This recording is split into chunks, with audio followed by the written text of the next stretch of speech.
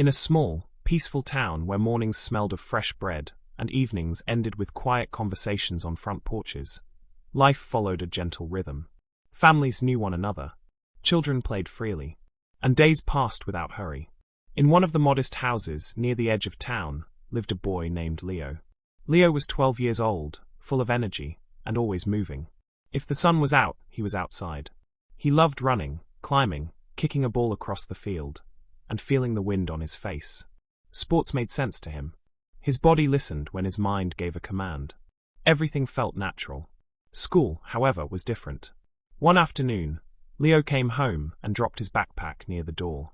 He sat on the couch, opened his math book, stared at the numbers for a long moment, and then closed it with a quiet sigh. His face showed something he rarely felt, doubt.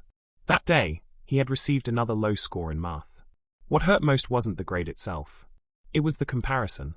His best friend, Noah, seemed to understand math without effort. Numbers excited him. Problems felt like puzzles he couldn't wait to solve. Teachers praised him often, and classmates admired him quietly. Leo noticed all of it. As he watched Noah succeed, a question slowly formed in his mind. Why am I not like him? Leo's father noticed the change in his son that evening. He saw the silence, the way Leo avoided eye contact, the way confidence faded from his shoulders. But he didn't scold him. He didn't lecture. He simply sat nearby and listened. Leo finally spoke. He admitted that he felt slow, behind, less capable. He wondered if he just wasn't smart enough. His father said nothing at first. He understood something Leo didn't yet. Comparison creates pressure before it creates progress. And when a child doesn't see his own strengths, he begins to believe he has none. That night, Leo lay in bed staring at the ceiling, replaying the day in his mind. He didn't know it yet, but his struggle had little to do with intelligence, and everything to do with understanding himself. Because everyone has a different strength, and Leo was only beginning to discover his. The next morning, Leo's father surprised him with a simple suggestion. "Why don't you invite Noah to play with you this afternoon?" he said calmly. Leo was confused. Soccer was his world. Math was Noah's. Still, he agreed. That afternoon, the field was alive with laughter and movement. Leo ran freely, his feet guiding the ball as if they had a mind of their own. He moved with confidence, passing, turning, and scoring with ease. The game flowed naturally for him. Noah, on the other hand, struggled. He tripped. He lost the ball. He ran in the wrong direction more than once. Yet he smiled the entire time, laughing at his mistakes and trying again. When the game ended, Leo realized something surprising. For once, he was the one being watched in admiration. That evening, Leo excitedly described the game to his father, how he scored easily, and how Noah couldn't keep up. His father nodded and said gently, "Today, you saw the first lesson. Everyone shines in a different place. Your strength is movement and action. Noah's strength lives somewhere else. Neither is better. They are simply different." Leo felt something loosen inside him. The jealousy he had been carrying quietly began to fade. The next day, his father gave him another task. "Watch Noah closely at school," he said. "Not his grades. His habits." Leo paid attention. He noticed Noah counting steps as he walked. He solved puzzles during breaks. He played with numbers the way Leo played with a ball. Even small moments became practice. After school, Leo reported everything. His father smiled. "That is the second lesson. Noah is good at math because he gives it his attention every day. Practice is often invisible, but its results are loud." Leo thought about his own routine. The hours he spent running, kicking, training, without calling it effort. It was simply joy repeated daily. For the first time, Leo understood something powerful. Talent doesn't appear from nowhere. It grows where attention goes. And practice, though quiet, builds strength one small action at a time. That evening, Leo asked for the final lesson. His father looked at him thoughtfully. "Tell me," he said, "how much better do you think Noah is at math than you?" Leo hesitated, then answered honestly. "Maybe 3 times better." His father nodded. "Then tomorrow, try studying math 3 times harder than you usually do." The words sounded simple, but Leo felt a quiet fear rise in his chest. Still, he agreed.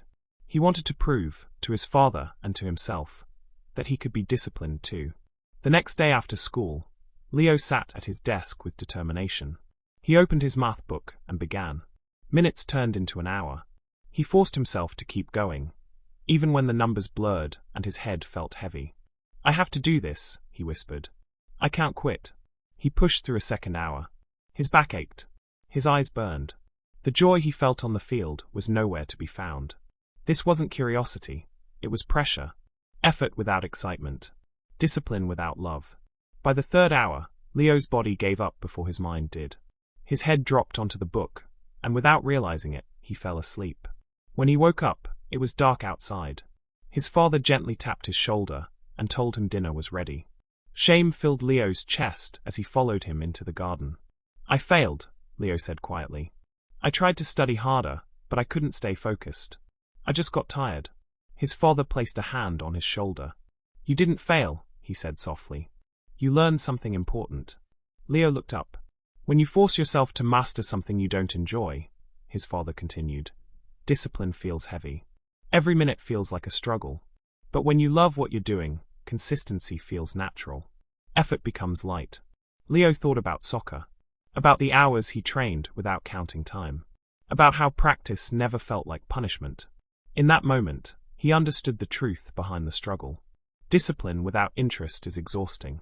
But passion makes consistency possible. The garden was quiet that evening. The air was cool, and the soft sound of leaves moving in the wind filled the space between them. Leo sat beside his father, still thinking about everything he had learned. After a moment, his father spoke. Leo, he said gently, everyone is born with different strengths. Some people discover them early. Others need time. But no one grows by trying to become someone else. Leo listened closely. Success, his father continued, comes from two paths. The first is loving what you do. When you love something, practice feels natural. Growth happens quietly. The second path is learning to love what you must do. Not everything in life will excite you, but you can still approach it with patience and purpose. Those words stayed with Leo. He realized he didn't hate learning. He hated feeling forced. He hated comparing himself to others. What he needed wasn't pressure, but a new approach. From that day on, Leo changed the way he studied. He turned math into small challenges. He connected numbers to movement and games. He practiced a little every day instead of forcing himself all at once. Slowly, confidence replaced fear. He was no longer trying to beat Noah. He was trying to become better than yesterday. And that was enough. This story reminds us that growth looks different for everyone. Talent is not a competition. Progress is personal. When you stop comparing and start understanding yourself, learning becomes lighter, and life becomes clearer. If this story inspired you, share the lesson you learned in the comments. Like the video if it encouraged you today. And subscribe to Inspire English Stories to keep learning English through stories that build both language and mindset. Because your journey doesn't need to look like anyone else's, only better than before.